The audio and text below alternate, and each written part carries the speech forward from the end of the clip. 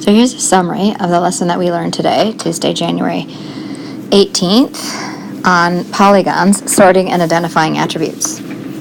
So the first thing that we discussed was that a polygon has some attributes or characteristics that define it. In order to be a polygon, a figure must be two-dimensional, have at least three sides, the sides must be straight, and it must be closed. So if we were to take a look at these sample polygons and circle the figures that are polygons, this figure is a polygon. It has at least three sides, its sides are straight, and it is a closed figure. This figure is not a polygon because it is open. This figure is a polygon. This figure is not a polygon because it's not all of its sides are straight. This figure is a polygon with four sides, and these last two are also polygons.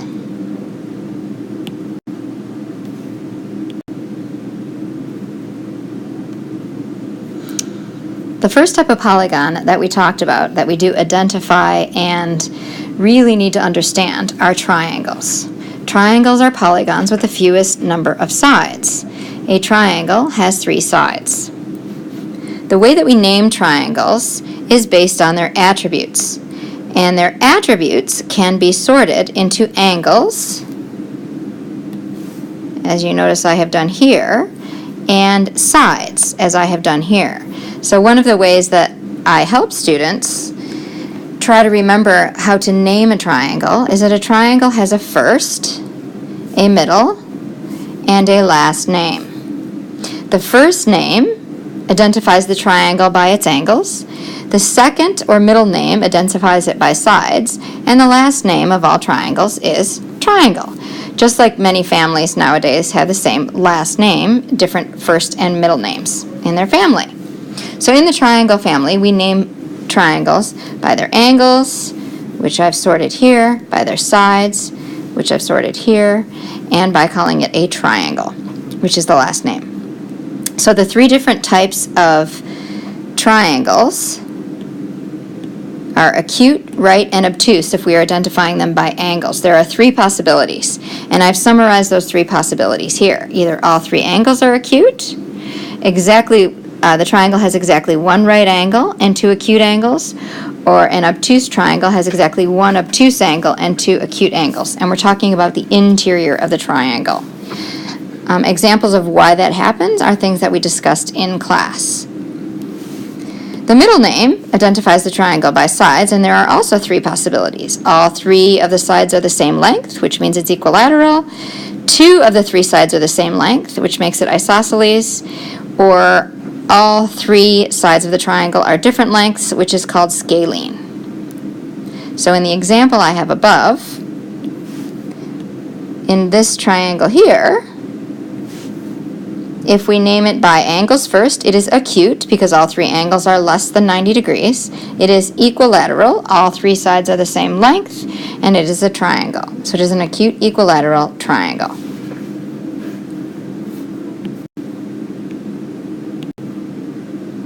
The next type of figure that we use are quadrilaterals. So the three-sided polygons and the four-sided polygons are the polygons that we use the most, and we also identify different types of these polygons. So we can also name quadrilaterals, and the more specific we name these quadrilaterals, the more it tells us about that figure.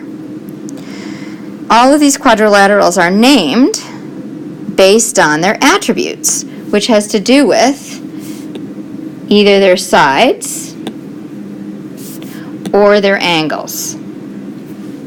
There's also some important language that I want to point out here, and that includes the word opposite. If I'm talking about opposite sides, that means one side across from another side. Opposite sides are parallel in a rectangle. So this side is parallel to this side, and this side is parallel to this side. And that is similar with a square.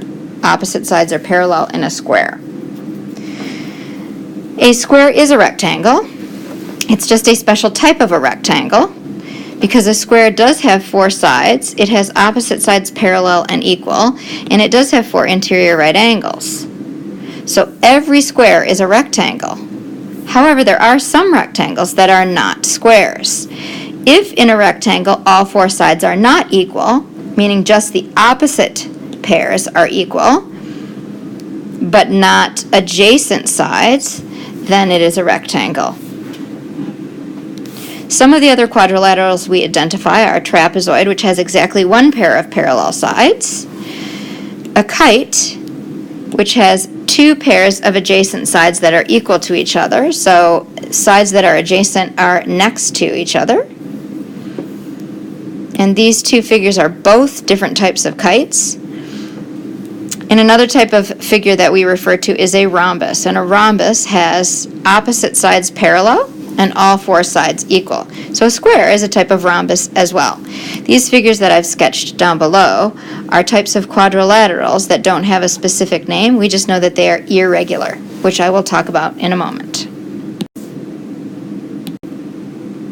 If I have a polygon that has more than 4 sides, there is only one specific name for them, unless we're talking about regular versus irregular. But a 5-sided figure is called a pentagon, a 6-sided figure is called a hexagon, and so on. I've listed all of those here. And once we get to 11, we do start referring to polygons as the number with agon at the end. So an 11-sided figure is an 11-agon, 13-sided figure is a 13-agon, and so on. So it's those triangles and quadrilaterals that really we are specific with, and we name based on different specific attributes. Another way that we can identify all polygons, so not specifically certain ones with certain number of sides, is every single polygon that exists is either a regular polygon or an irregular polygon. So if we look at these 2 terms first, and if we look at a sample of a polygon, so for example, if I just drew a rhombus here, the definition of a regular polygon is that all of the sides have to be the same length, and you'll notice my 4 sides are the same length, so that works, and my interior angles also have to be the same measure.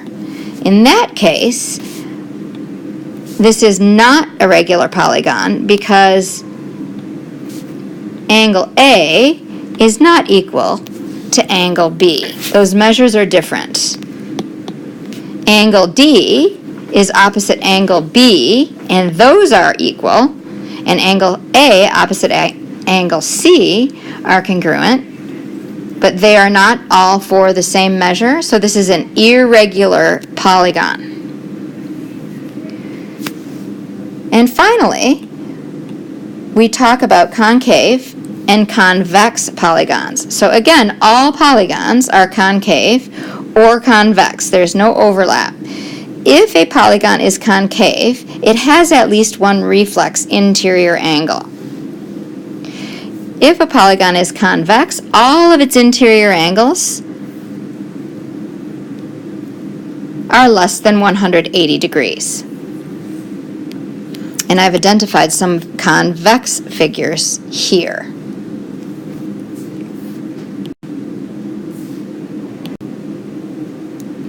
In this next example, I have identified regular and irregular polygons. We can also go through and identify whether they are concave and convex. So if I look at,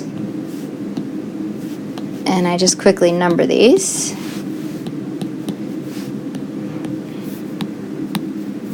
figure number 1, and if I've identified that all 4 angles are the same measure and all 4 sides are the same length, then I know that this is a regular polygon. In my second example, it is an irregular polygon, number 2, because 2 of the sides are different length than the third side, so it can't be regular. In number 3, all of my sides are the same measure based on my hatch marks. So all of these sides are supposed to be the same measure. However, when I look at the angles on the inside, I've got some right angles, and I've also got others that are 270 degrees. So these are reflex angles. So because all of the angles inside number 3 are not the same measure, it is an irregular polygon. And that's similar with number 4 and similar with number 5. We often refer to rectangles as a regular rectangle, which is actually incorrect because in order to be regular, all 4 sides must be the same measure. So there's only one quadrilateral that is a regular figure, and that is a square. Number 6 is a regular figure because all 6 of my sides are the same measure, and all 6 of the interior angles are also the same measure, so that is a regular polygon.